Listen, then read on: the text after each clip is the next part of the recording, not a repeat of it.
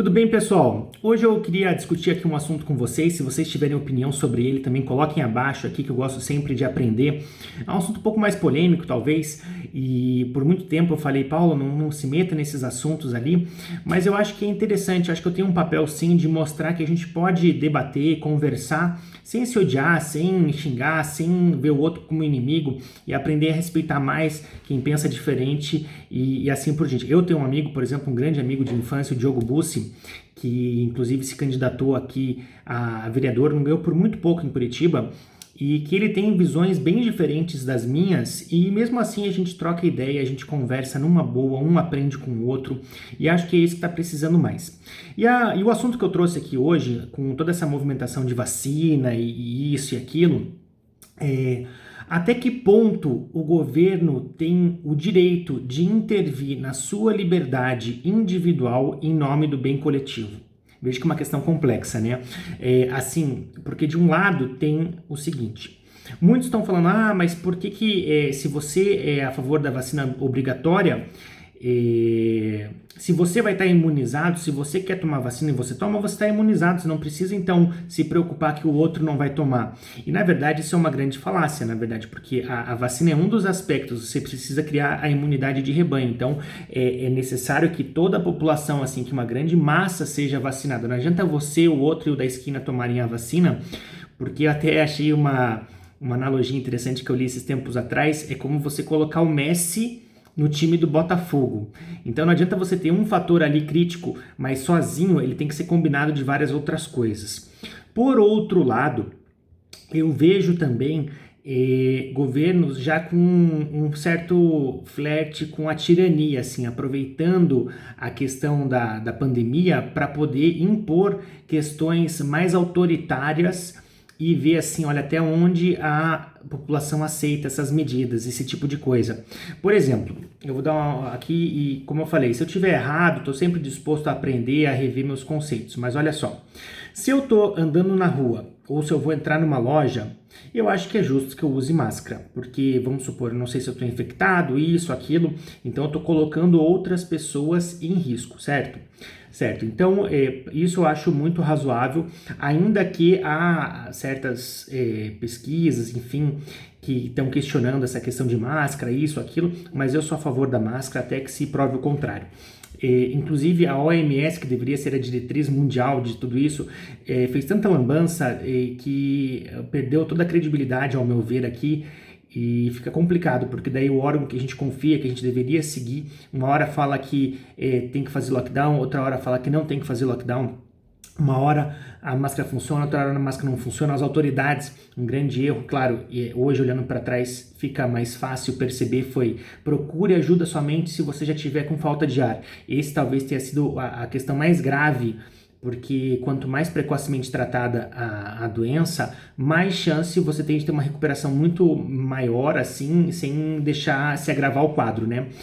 Mas voltando aqui à questão, então, se eu estou num restaurante, num bar, enfim, assim, e você é obrigatório máscara, é claro que você vai usar. Eu sou totalmente a favor, inclusive já vi casos do cara aqui se recusando a usar, e daí a dona do estabelecimento queria que ele usasse, daí briga, daí confusão. Não, é a lei, é a regra, vamos usar, você pode estar colocando outras pessoas em risco. Agora, olha a diferença. Você acha que o governo tem o direito de me obrigar a utilizar a máscara sozinho dentro do meu carro? Aí eu já acho que não. Aí ele está cruzando uma linha que para mim não é aceitável. Porque se eu ali estou dentro do meu carro, colocando sozinho, dirigindo, ou ainda se é com a minha esposa, com minhas filhas, com as pessoas que eu estou o dia inteiro, digamos, eu não vejo o porquê essa obrigação. Aí já começa a testar, digamos, o autoritarismo do governo.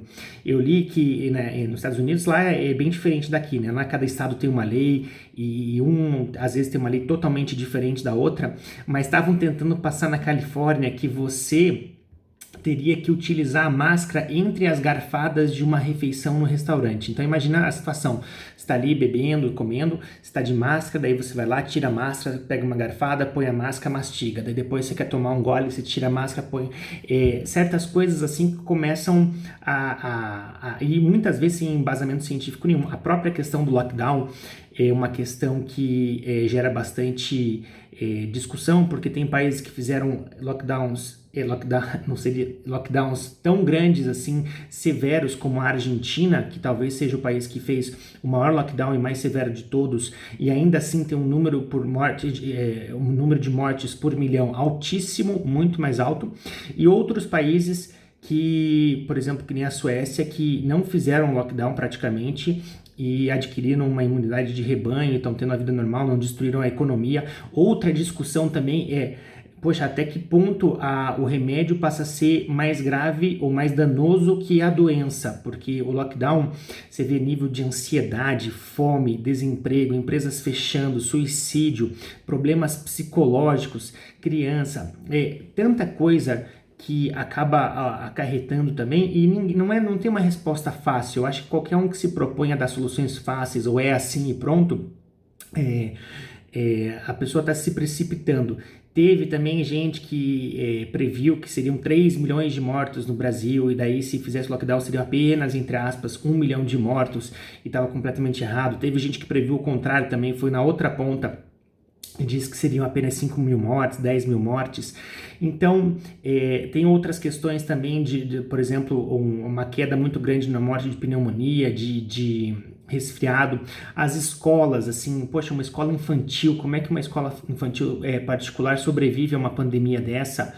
É uma questão muito delicada, sendo que a questão da volta às aulas é algo também muito delicado, que você tenta discutir, tenta perguntar, tenta questionar, é um vespeiro, parece que você mexe, que não pode ter opinião, não pode questionar, mas, por exemplo, até onde eu sei, e me corrijam se eu estiver errado, não existe um caso nos Estados Unidos, por exemplo, com mais de 300 milhões de habitantes, de uma criança que veio a falecer por conta do Covid ou que transmitiu o Covid.